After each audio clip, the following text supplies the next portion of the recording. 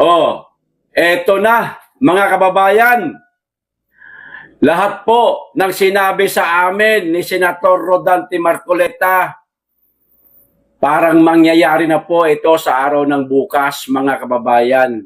Di bagay nakipagkita po si Senator Marcoleta sa aking kumpare na si Badong Aratilis at isinama po ako, syempre. Kasama po tayo doon sa kwentuhan, mga kababayan. Narinig po natin lahat ang mga sinabi ni Senator Rodante Marcoleta na posibleng mangyari na po ito sa araw ng bukas, mga kababayan. O eto na. Katulad po nitong post di umano ni Senator Win Gatchalian na kumakalat na po ngayon sa social media. Ipinost niya ho ito, pero makalipas po ilang minuto, dinilit niya. Kasama ang palad niya, mga kababayan, na screenshot po ng ating mga kababayan at ito na nga kumakalat. Ginawan po ng reaksyon ng isa sa mga netizen na nakapag-screenshot ho nitong mga post di umano ni Win Gatchalian. O eto ho, mga kababayan, isa po ito sa mga sinabi sa amin ni Senator Rodante Marcoleta. Bendalo na talaga, mga kababayan.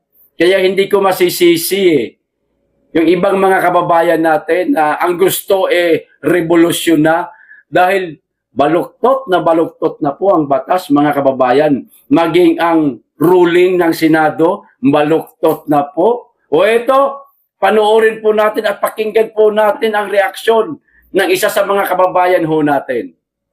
Pinost to ni Win Gatchalian today. Pero, dinilit niya rin to sa Facebook account niya. Buti na screenshot ng ibang tao. Binanggit niya dito ang impeachment ni VP Sara. Sinabi niya, kailangan 16 votes pa rin ang kailangan para ma-impeach si VP Sara. Pero punta kayo ng Facebook account niya ngayon at wala na doon yung post na to. Alam niyo kung bakit? Kasi may plano na sila eh. May plano silang gawin pagdating ng impeachment ni Sara na bababaan nila yung number of votes. Kaya kahit nakalagay na, if you see on record sa media, nakakalat na yung mga pinagsasabi ni Win Gatchalian, but definitely they're gonna bend the law again. Bakit niya kailangan i-delete yung post na ito regarding the impeachment? Totoo naman, kailangan talaga 16 votes. Tanungin natin sarili natin, bakit niya dinilit ang Ang issue ho dito, mga kababayan, hindi yung dinilit ni Gatchalian itong post niya na ito, kundi ang issue ho rito ay bababaan di umano nila, mga kababayan, ang mga boboto para ma-impeach talaga si VP Inday Sara. Imbis na 16 po ang boboto para ma-impeach si VP Inday, gagawin na lamang di umanong 12, mga kababayan, o di kaya 13. Ayan. Bababaan ho talaga nila na hindi po yan sakop sa rules ng Senado. Babaguhin ho nila. Imbis na ang bilang ho ng mga senador 24, ngayon, para sa kanila po, kasi nga, 22 na, 22 na lang. So, naturalmente, pag bumaba po ang bilang ng mga senador, bababa din po ang bilang, mga kababayan, ng mga boboto sa impeachment ni VP Inday Sara na dating 16, ba? Magiging 12 na lang yata, mga kababayan. Kaya ito dinilit ni Gatchalian para hindi po malaman ng publiko ang kanilang masamang plano. Pero nagkamali siya na i-post niya, maya-mayang kaunti, dinilit niya rin, pero nakuha na po ng ating mga kababayan. Bendalo. Sobrang pamamaluktot na po sa batas, mga kababayan. Maging ruling ng Senado, binabago ho nila. Talagang gusto nilang i-impeach si VP Inday Sara, mga kababayan. Pag nagkataon, ayan, sa Monday, baka makuha na po nila ang liderato ng Senado, mga kababayan. hawak na po ulit nila ang Blue Ribbon Committee. Ano pang mangyayari? Di hindi na naman matutumbok, mga kababayan, kung sino talaga ang mastermind sa maanumalyang flood control. Monday, nako, aasahan ho natin, mga kababayan, majority ng lehitimo ang Gatchalian Black. Lalo na si Joel Villanueva, mga kababayan. Naglabas na di umano ng pahayag niya na dadalo siya, mga kababayan, dadalo siya sa gagawing special session kung sakasakaling humiling si Bongbong Marcos ng special session sa Senado. Dadalo siya. Pag dumalo siya, magkakaroon po ng quorum. Di ba? Kahit umupo lang po si Joel sa loob po ng session hall ng Senado, mga kababayan, kahit hindi niya na ho sabihin na ako po'y umaanib na sa Gatchalian Black, kahit wala na yan, dumating lang siya sa Senado, magkakaroon po ng quorum at matutupad po ang special session, mga kababayan. Ibababa na po nila ang boto para sa impeachment ni VP Inday Sara. Wala na namang mangyayari sa Blue Ribbon Committee. O ito po ang patunay, mga kababayan, na si Joel Villanueva ay dadalo kung sakasakaling magkaroon ng special session. O ito, we will be there. O ayon kay Villanueva, o handa umano sa anumang session. Kita nyo na, o special session. Ayan.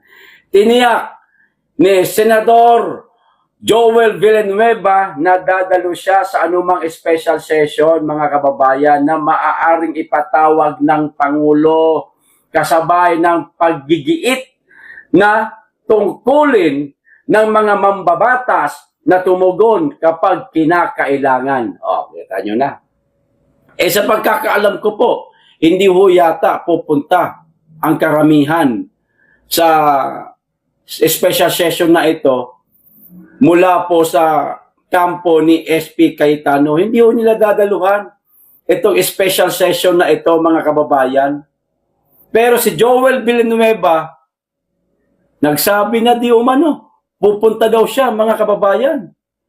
Aniya, nakahanda siyang dumalo at gampanan ang kanyang responsibilidad sakaling magpatawag ng special session ang Pangulo para sa mahalagang usaping pambansa. Mahalagang usaping pambansa daw. Baka naman mahalagang usaping pangbuhaya. Aniya, sa pagkakataon na magkaroon ng special session, tutuparin po natin ang ating sagradong tungkulin sa ilalim ng ating saligang batas. We will be there. Maliwanag na yan, mga kababayan. Ulitin ko po, kahit na dumalo lang po si Joel Villanueva, mga kababayan, sa Senado, kahit hindi ho siya magsabi na ako po ipapanig na sa Gatchalian Black, mga kababayan, magkakaroon po ng quorum. Mababakante na po lahat ng posisyon. So, magkakaroon na po ng panibagong Senate President. Walang iba kundi si Gatchalian. Pro tempore maglalagay din. At lahat po ng mga komite sa Senado, malalagyan din po mula po sa hanay nila Gatchalian, mga kababayan. Ang inaasahan po ng ating mga kababayan na Blue Ribbon Committee para sa pagtuloy-tuloy na pag-ungkat sa katotohanan para malaman ng publiko kung sino talaga ang mga mastermind. Matutuloy pa ba? Hawak na naman nila ang Blue Ribbon Committee. Aasahan natin, mga kababayan, wala na pong mangyayari sa Blue Ribbon Committee na yan. Kaya hindi po ako tutuli, no? Pero naiintindihan ko po, mga kababayan, Ang sinasabi po ng ilan nating mga kababayan din, lalong-lalo na itong mga nakikipaglaban tulad nila Harold Respecio, lahat po ng mga kilala natin ng mga nanggigigil na dito sa korupsyon na magrevolusyon na lang. Ngayon ko naintindihan mga kababayan, kaya nila nasabi yun. Mabuti pa siguro magrevolusyon na lang, sabi ho nila. Di po ba? Kaya pala, kasi nga, baluktot na po ang batas, mga kababayan. Batas din po nila dyan sa Senado. Wala na. Wala nang pag-asa ang tao na nakikita. Kundi, sa palagay ko lang itong kanilang sinisigaw po na revolusyon. Oras na mayroon pong manindigan, tumindig, lumaban para pangunahan ang revolusyon na yan. Sa palagay ko lang, mga kababayan napakarami pong dadalo niyan.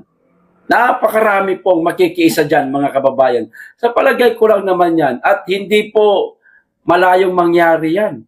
Posibleng mangyari ho yan, mga kababayan. Na nanaisin na lang ng ating mga kababayan ang isang revolusyon. Kaysa naman sa patuloy pong ginagago tayong lahat, niloloko ho tayong lahat, inuuto po tayong lahat, mga kababayan. Kaya naiintindihan ko po yung mga nananawagan na ng revolusyon para maituwid po lahat ng mga pagkakamaling ginagawa ho nila ngayon. Pambabaluktot po sa batas. Di po ba? Pero eto, kaklaruhin ko lang baka mamaya mali na naman pagkakaintindi nila. No? Kaklaruhin ko lang. Hindi po ako nananawagan ng revolusyon At higit sa lahat, sino ako para manawagan? Sino ang sasama sa akin? Hindi po ako nananawagan ng revolusyon, kundi naiintindihan ko lang po ngayon ang isinisigaw po ng ilan po nating mga kaibigan.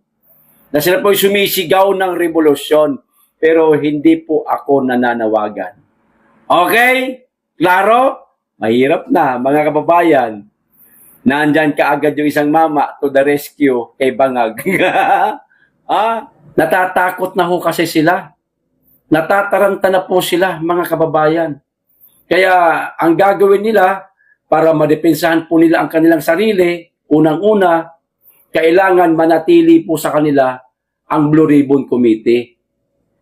Patulugin ang BRC, walang tatalakaying problema, lalong-lalo na sa flood control na yan, kasi marami po silang sangkot dyan, hindi uupuan, talagang tutulugan ho nila yan, mga kababayan.